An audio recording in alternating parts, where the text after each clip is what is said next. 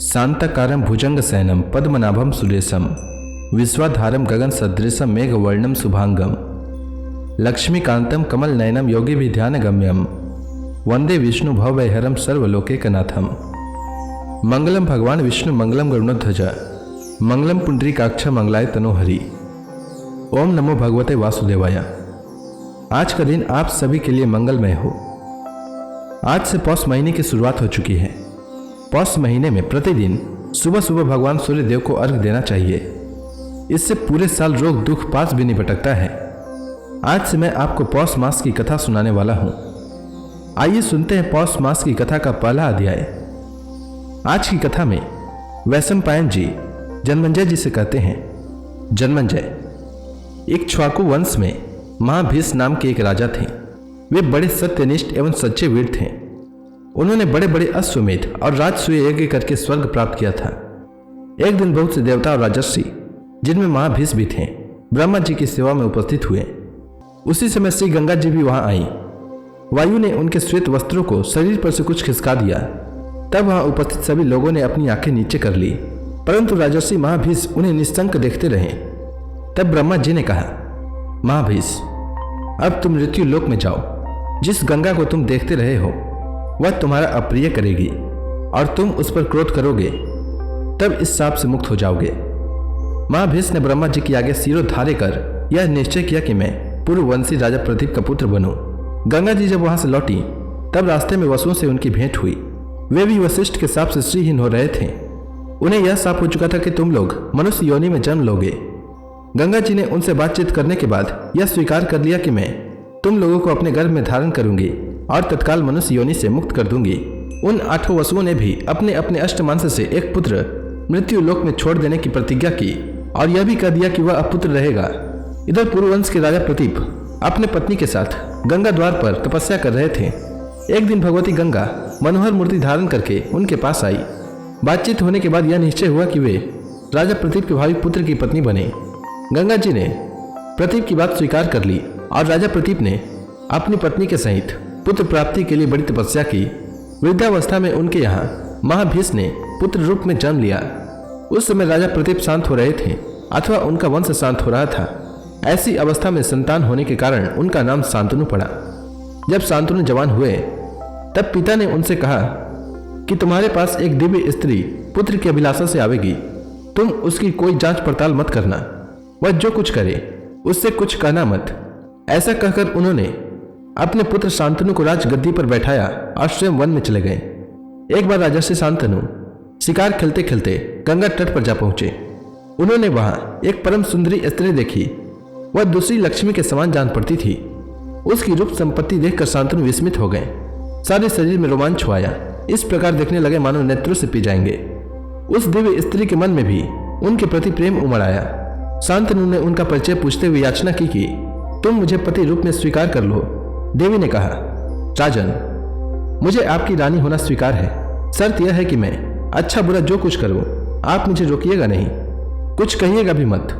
जब तक आप मेरी यह शर्त पूरी करेंगे तब तक मैं आपके पास रहूंगी। जिस दिन आप मुझे रोकेंगे या कड़ी बात कहेंगे उसी दिन मैं आपको छोड़कर चली जाऊंगी। राजा ने उसकी बात स्वीकार कर ली। गंगा देवी को बड़ी प्रसन्नता हुई। राजा ने भी कुछ पूछताछ नहीं की। राजर्षि शांतनु गंगा जी के शील, सदाचार, रूप, सौंदर्य, उदारता आदि सद्गुण और सेवा से बहुत ही आनंदित हुए। वे गंगा देवी के साथ इस प्रकार आसक्त हो गए कि उन्हें बहुत से वर्ष बीत जाने का पता तक नहीं चला। अब तक गंगा जी के गर्भ से 7 पुत्र उत्पन्न हो चुके थे, परंतु ज्यों ही पुत्र होता त्यों ही गंगा जी, मैं तेरी प्रसन्नता का कार्य करती हूँ, ऐसा कहकर उसे गंगा जी की धारा में डाल देती थी। राजा शांतनु को यह बात बहुत अप्रिय मालूम होती, परंतु वे इस भय से कुछ बोलते नहीं कि कहीं यह मुझे छोड़कर चली न जाए। 7 पुत्रों की यही गति हुई। 8वां पुत्र होने पर भी वे हंस रही थी। राजा शांतनु को इससे बड़ा दुख हुआ और उनके मन में यह इच्छा हुई कि वह पुत्र मुझे मिल जाए। उन्होंने कहा, अरे तू कौन है, किसकी पुत्री है, इन बच्चों को क्यों मार डालती है? अरे पुत्र घातिन, यह तो महान पाप है। गंगा देवी ने कहा, ओ पुत्र के इच्छुक, लो, मैं तुम्हारे इस लाडले को नहीं मारती। अब शर्त के अनुसार मेरा यहाँ रहना नहीं हो सकता। देखो, मैं गंगा हूं। बड़े बड़े महर्षि मेरा सेवन करते हैं। देवताओं की कार्य सिद्धि के लिए ही मैं तुम्हारे पास इतने दिनों तक रही। मेरे ये 8 पुत्र अष्टवसु हैं। वशिष्ठ के हिसाब से इन्हें मनुष्य योनि में जन्म लेना पड़ा था। उन्हें मनुष्य लोक में तुम्हारे जैसा पिता और मेरी जैसी मां नहीं मिल सकती थी। वसुओं के पिता होने के कारण तुम्हें अक्षय लोक मिलेंगे। मैंने उन्हें तुरंत मुक्त कर देने की प्रतिज्ञा कर ली थी, इसी से ऐसा किया। अब वे साप से मुक्त हो गए, मैं जा रही हूं। शांतनु ने कहा, वशिष्ठ ऋषि कौन थे? उन्होंने वसुओं को साप क्यों दिया था? इस शिशु ने ऐसा कौन सा कर्म किया है जिससे यह मनुष्य लोक में रहेगा? वसुओं ने मनुष्य योनि में जन्म ही क्यों लिया? वे सब बातें मुझे बताओ। गंगा देवी ने कहा, विश्वविख्यात वशिष्ठ मुनि वरुण के पुत्र हैं। मेरु पर्वत के पास ही उनका बड़ा पवित्र, सुंदर और सुखकर आश्रम है। वे वहीं तपस्या करते हैं। कामधेनु की पुत्री नंदनी उन्हें यज्ञ का हविष्य देने के लिए वहीं रहती है। एक बार पृथु आदि वसु अपनी पत्नियों के साथ उस वन में आए। एक वसु पत्नी की दृष्टि समस्त कामनाओं को पूर्ण करने वाली नंदनी पर पड़ गई। उसने उसे अपने पति दियो नामक वसुओं को दिखाया। वसुओं ने कहा, प्रिय, यह सर्वोत्तम गौ वशिष्ठ मुनि की है। यदि कोई मनुष्य इसका दूध पी ले तो 10,000 वर्ष तक जीवित और जवान रहे। वसु पत्नी ने कहा, मैं अपनी सखी के लिए यह गाय चाहती हूं, तुम इसे हर ले चलो। अपनी पत्नी की बात मानकर दियो ने अपने भाइयों को बुलाया और वह गौ हर ले गए। वसुओं को उस समय इस बात का ध्यान ही न रहा कि ऋषि बड़े तपस्वी हैं और वे अपने साप देकर देव योनि से नीचे गिरा सकते हैं। जब महर्षि वशिष्ठ फल फूल लेकर अपने आश्रम पर लौटे तब सारे वन में ढूंढने पर भी उन्हें अपनी गौ नंदनी नहीं मिली। उन्होंने दिव्य दृष्टि से देखकर वसुओं को शाप दिया, वसुओं ने मेरी गाय हर ली है, इसलिए मनुष्य योनि में उनका जन्म होगा। जब परम तपस्वी और प्रभावशाली ब्रह्मर्षि वशिष्ठ ने वसुओं को शाप दे दिया और उन्हें यह बात मालूम हुई, तब वे उन्हें प्रसन्न करने के लिए नंदी सहित उनके आश्रम पर आए। वशिष्ठ ने कहा, और सब तो एक एक वर्ष में ही मनुष्य योनि से छुटकारा पा जाएंगे, परंतु यह धौव्य नामक वसु अपना कर्म भोगने के लिए बहुत दिनों तक मृत्यु लोक में रहेगा। मेरे मुंह से निकली बात कभी झूठ नहीं हो सकती। यह वसु भी मृत्यु लोक में संतान उत्पन्न नहीं करेगा, साथ ही अपने पिता की प्रसन्नता और भलाई के लिए स्त्री समागम का भी त्याग कर देगा। वशिष्ठ की बात सुनकर सब के सब मेरे पास आए और यह प्रार्थना की कि हमें जन्म लेते ही तुम अपने जल में फेंक देना। मैंने स्वीकार कर लिया, अब ऐसा ही किया। यह अंतिम शिशु वही धौम्य नामक वसु है। यह चिरकाल तक मनुष्य लोक में रहेगा। यह कहकर गंगा जी उस कुमार के साथ ही अंतर ध्यान हो गई। जन्मंजय राजा शांतनु बड़े मेधावी, धर्मात्मा और सत्यनिष्ठ थे। बड़े बड़े देवर्षि और राजर्षि उनका सत्कार करते थे। इंद्रिय निग्रह, दान, क्षमा, ज्ञान, संकोच, धैर्य और तेज उनमें स्वाभाविक रूप से विद्यमान थे। वे धर्म नीति तथा अर्थ नीति में निपुण थे।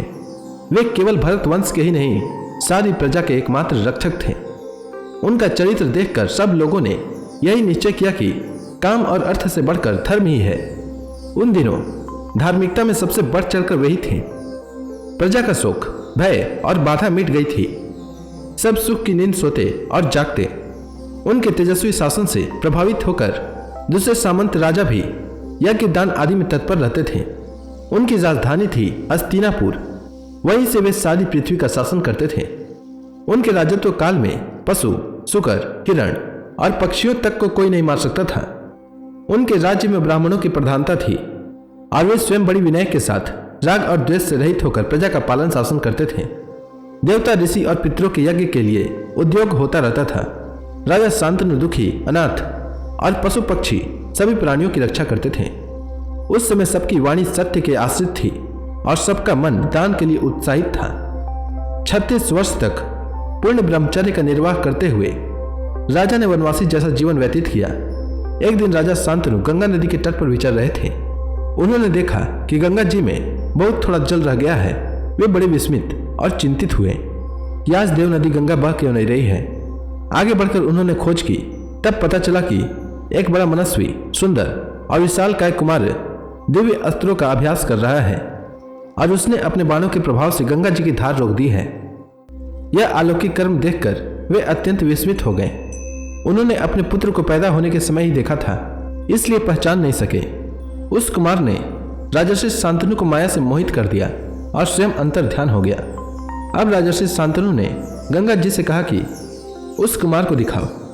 गंगा जी सुंदर रूप धारण करके अपने पुत्र का दाहिना हाथ पकड़ के उनके सामने आई। उनका अनुपम सौंदर्य, दिव्य आभूषण और निर्मल वस्त्र देखकर राजर्षि शांतनु उन्हें पहचान न सके। गंगा जी ने कहा कि महाराज, यह आपका 8वां पुत्र है जो मुझसे पैदा हुआ था। आप इसे स्वीकार कीजिए और अपनी राजधानी में ले जाइए। इसने वशिष्ठ ऋषि से सांगोपांग वेदों का अध्ययन किया है। अस्त्रों का अभ्यास पूरा हो चुका है। यह श्रेष्ठ धनुर्धर युद्ध में देवराज इंद्र के समान है। देवता और असुर सभी इसका सम्मान करते हैं। दैत्य गुरु शुक्राचार्य और देवगुरु बृहस्पति जो कुछ जानते हैं वह सब इसे मालूम है। स्वयं भगवान परशुराम को जिन शस्त्रों का ज्ञान है उन्हें भी यह जानता है। आप इस धर्मार्थ निपुण धनुर्धर वीर को अपनी राजधानी में ले जाइए। मैं इसे सौंप रही हूँ। राजर्षि शांतनु अपने पुत्र को राजधानी में लाकर बहुत प्रसन्न हुए और शीघ्र ही उसे युवराज पद पर अभिषिक्त कर दिया। गंगानंदन देवव्रत ने अपने शील और सदाचार से सारे देश को प्रसन्न कर लिया। इस प्रकार बड़े आनंद से 4 वर्ष और बीत गए। तो इसी के साथ यह अध्याय समाप्त हुआ। इसके आगे की कथा मैं कल के अध्याय में सुनाऊंगा।